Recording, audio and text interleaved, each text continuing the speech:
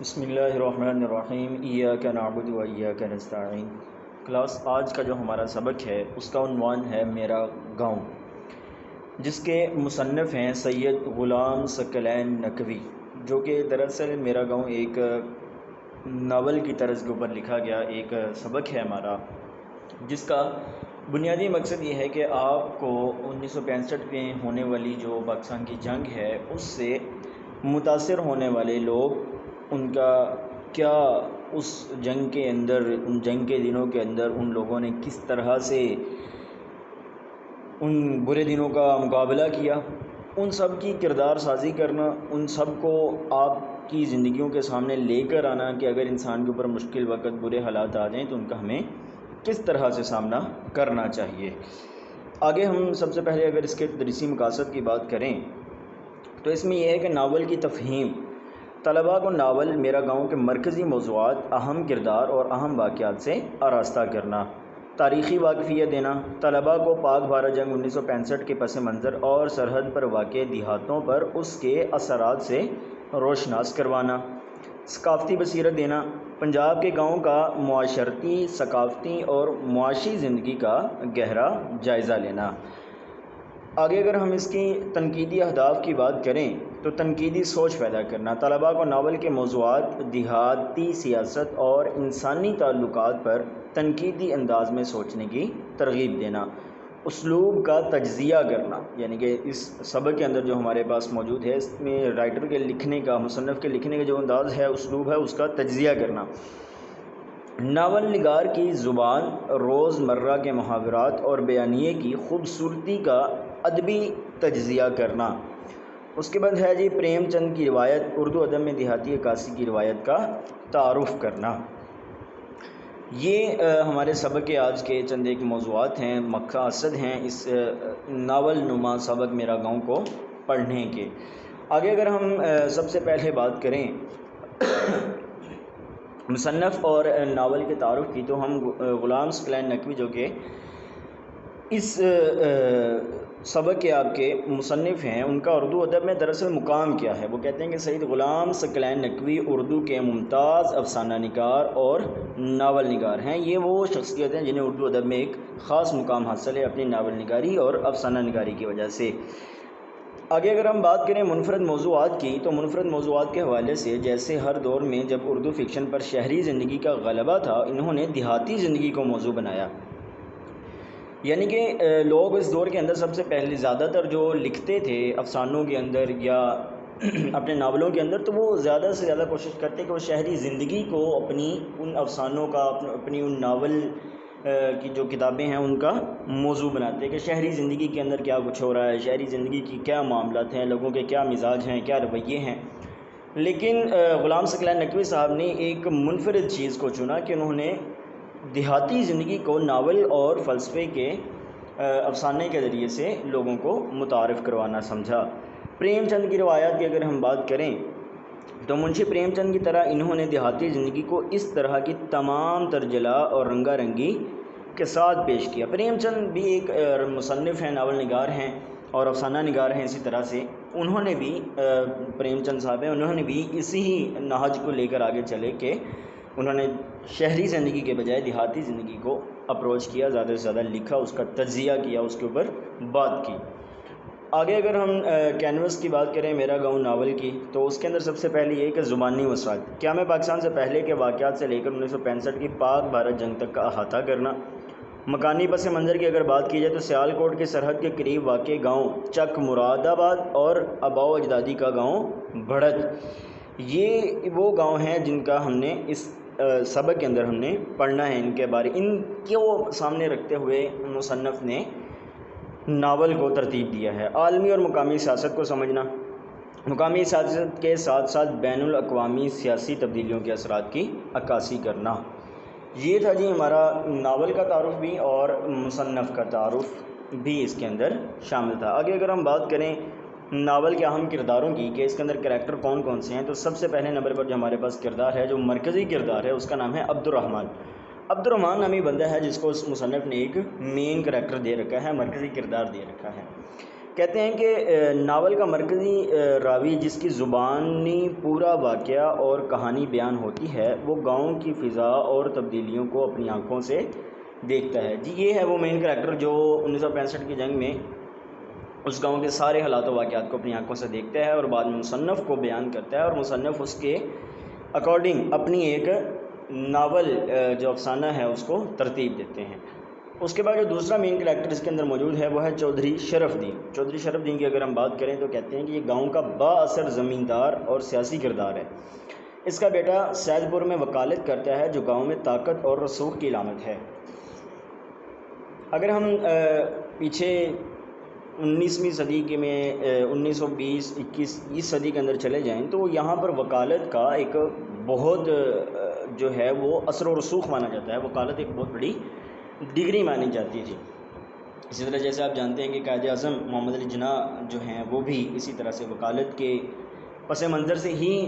اٹھ کر سامنے آئے تھے سیاست کے اندر، انہوں نے اس قدر عظیم انقلاب برپا کر دیا. آگے اگر ہم دیگر جس کے اندر چھوٹے موٹے کردار ہیں جو اس کے ساتھ جڑے ہیں اس ناول کے ساتھ، ان کی اگر ہم بات کریں تو ان کے اندر پہلے نمبر پر ہے بھا اسلم. بھا کہتے ہیں کہ اردو میں بھائی کو یا کسی ایسے بڑے کو جو آپ سے عمر میں بہت زیادہ بڑا نہ ہو، تو اسے ہم بھائی کے بجائے ناول نگار پرانی اردو ادب میں ہمارے بھا کا لفظ استعمال کیا کرتے ہیں، بھا اسلم.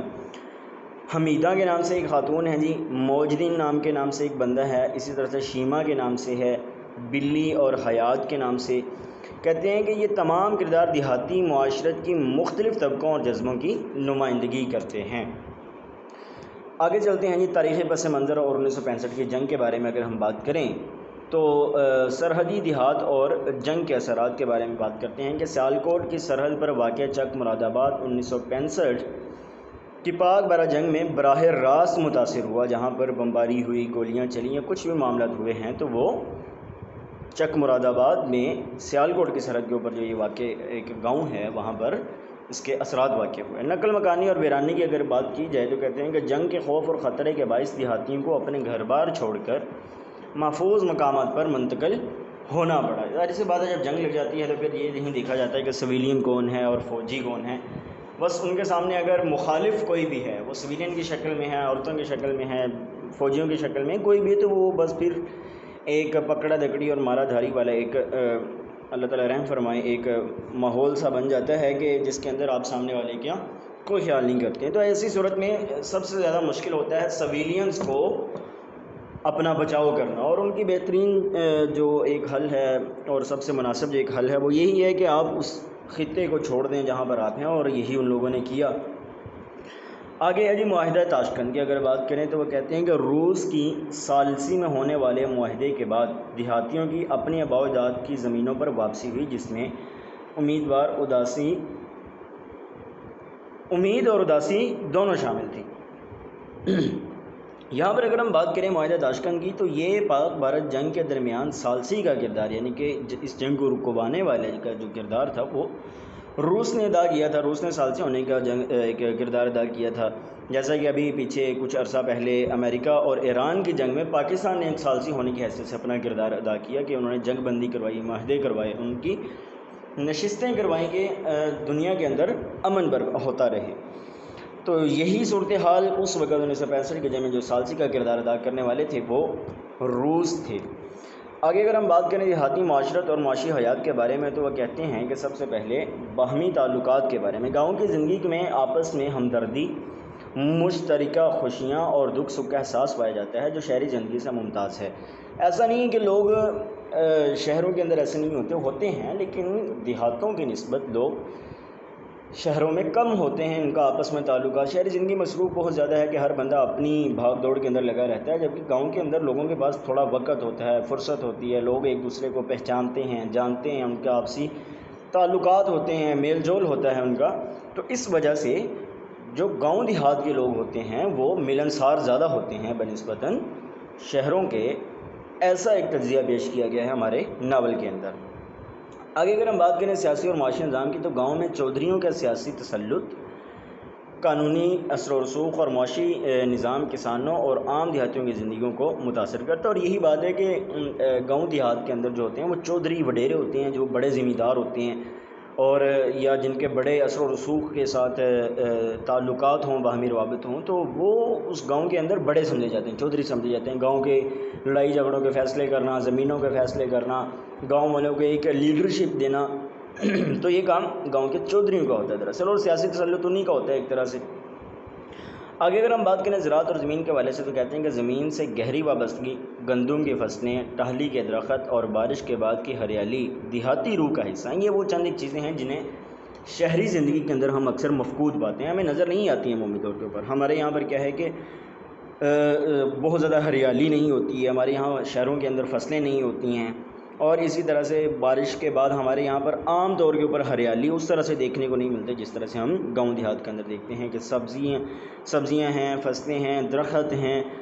گھاس پھوس ہے۔ تو جب وہ بارش کی جو پانی ہے وہ اس کو دھو دیتا ہے، اس کی گرد کو، فضا کی گرد کو، ان درختوں کی گرد کو، تو وہ ایک بہت خوبصورت سا ایک منظر بن جاتا ہے جس سے کہ عموماً شہری لوگ جو ہیں وہ دیکھنے سے قاصر ہوتے ہیں۔ آگے اگر ہم بات کریں اسلوب تحریر اور فضا کے حوالے سے، تو وہ کہتے ہیں کہ زبان و بیان کی خصوصیات، سادہ اور سلیس زبان کی اگر بات کریں تو کہتے ہیں کہ مصنف نے دیہاتی ماحول کے مطابق سادہ زبان اور با اثر زبان استعمال کی ہے۔ دیہاتی محاورے وہ بھی انہوں نے اسی کے اندر جو ہیں وہ استعمال کیے ہیں۔ اور اگر ہم بات کریں مشاہداتی صلاحیت کی، تو واقعات کی اتنی باریک بینی سے عکاسی کی کہ قاری خود کو گاؤں میں موجود محسوس کرتا ہے، یعنی کہ انہوں نے اس قدر وہاں کے رنگین مناظر، خوبصورت مناظر، قدرتی مناظر کو بیان کیا کہ قاری امیجنیشن کے طور پر تصوراتی، تخیلاتی دنیا کے اندر انسان اس چیز کو، خود کو وہاں پر کھڑا پاتا ہے۔ آگے اگر ہم بات کریں مظاہر فطرت کی عکاسی کے بارے میں، تو کہتے ہیں کہ منظر نگاری، بارش کے بعد سوندھی مٹی کی خوشبو، راستوں پر گیلی گھاس اور شاداب کھیت۔ جیسے کہ آپ جانتے ہیں کہ اگر بارش ہو تو مٹی کی ایک مخصوص قسم کی خوشبو آتی ہے، بعض لوگوں کو اس کا نوسٹیلجیا بھی ہوتا ہے کہ جناب یہ خوشبو بہت مزے کی ایک چیز لگ رہی ہوتی ہے۔ تو ایسی چیزوں کو محسوس کرنے کے لیے عموماً ہمیں دیہاتوں کا رخ کرنا پڑتا ہے، اور یہ منظر ہم عام طور کے اوپر دیہاتوں کے اندر ہی پائے جاتے ہیں، شہروں کے اندر بہت کم پائے جاتے ہیں۔ اگر ٹاہلی کے درخت کی بات کی جائے، جو کہ قدرتی مناظر میں سے ایک چیز درخت ہے ٹاہلی کا، تو کہتے ہیں کہ پنجاب کے دیہات کا روایتی درخت جو گاؤں کے حسن اور چھاؤں کا استعارہ ہے۔ ٹاہلی ایک ایسا درخت ہے، ٹاہلی ہوتا ہے اور ایک کیکر ہوتا ہے، یہ دو درخت ایسے ہوتے ہیں جو گاؤں کا حسن ہوتے ہیں، اور جو گاؤں کے آپ کو تقریباً ہر گھر میں مل جاتے ہیں، فصلوں کے اندر، کھیتوں کے اندر اور بیاباں زمین کے اوپر عام طور کے اوپر یہ دو درخت جو ہوتے ہیں، جو کہ ٹاہلی ہے اور کیکر کا درخت ہے، یہ پایا جاتا ہے۔ آگے جذباتی آہنگی کی وہ بات کرتے ہیں کہ یہ کہتے ہیں کہ نیچرل مناظر، یعنی کہ قدرتی مناظروں کا کردار کے جذبات اور حالت زار کے ساتھ گہرا ربط ہوتا ہے، اور یہ بات ٹھیک ہے کہ انسانوں کا، وہاں کے لوگوں کا اپنے بہت زیادہ آپس میں کنیکشن ہوتا ہے، لوگوں کا آپس میں ایک دوسرے کے ساتھ بھی، اور قدرت کے ساتھ بھی، فطرت کے ساتھ بھی، جو قدرتی مناظر ہوتے ہیں ان کے ساتھ ان کا ایک ربط ہوتا ہے، اور ان کی زندگی کے اندر وہ چیز رچ بس چکی ہوتی ہے۔ آخر میں اگر ہم بات کریں کہ حاصل کلام اس کا ہمیں پتہ فائدہ کیا ہوا ہے، تو کہتے ہیں کہ سبق کا خلاصہ یہ ہے کہ ناول میرا گاؤں محض ایک کہانی نہیں ہے، بلکہ 1965 کی جنگ کے پس منظر میں پنجاب کے دیہاتی کلچر، انسانی رشتوں، حب الوطنی اور زرعی زندگی کی ایک زندہ اور جاوید تصویر ہے، یعنی کہ امیجنیشنی طور کے اوپر یہ کوئی صرف عام سی بات نہیں ہے۔ اس کے بعد یہ ساری چیزیں بیان کرنے کے بعد وہ جو مصنف ہیں وہ ہمیں چند ایک سوالات کے ذریعے سے اپنی دیہاتی زندگی کی طرف توجہ کرتے ہیں، جن کے اندر انہوں نے جو چند ایک سوالات اٹھائیں وہ یہ ہیں کہ 1965 کی جنگ نے چک مراد آباد کی دیہاتیوں کی زندگی پر کیا اثرات مرتب کیے۔ تو یہ وہ چیز ہے جسے اگر ہم ظاہر سی بات ہے ناول پڑھیں گے، چیزوں کو پڑھیں گے، اپنے سبق کو پڑھیں گے، تو ہمیں یہ چیز واضح ہو جائے گی۔ اور اسی طرح سے وہ کہتے ہیں کہ رحمان کے کردار کے ذریعے سے مصنف نے کہانی میں کیا توازن قائم کیا۔ اب یہ وہ چیزیں ہیں جو عبد الرحمن چونکہ گاؤں کا ایک مین کریکٹر ہے جس نے اس چیز کو، ساری چیزوں کو دیکھا اور اس کے بعد آگے بیان کیا، تو یہ دراصل اس سوال کے ذریعے سے وہ ہمیں چیزوں کو آبزرو کرنے کی ایک طرح سے ایک راستہ فراہم کرتے ہیں کہ ہمیں بھی چیزوں کو اسی طرح سے باریک بینی کے ساتھ دیکھنا چاہیے، چیزوں کو ان ڈیٹیل جا کے، ان ڈیپتھ جا کے چیزوں کو دیکھنا چاہیے۔ امید ہے کلاس انشاءاللہ آپ کو ہمارا آج کا لیکچر سمجھ آ چکا ہوگا۔ اللہ تعالیٰ آپ کا حامی و ناصر ہو۔ السلام علیکم ورحمۃ اللہ وبرکاتہ۔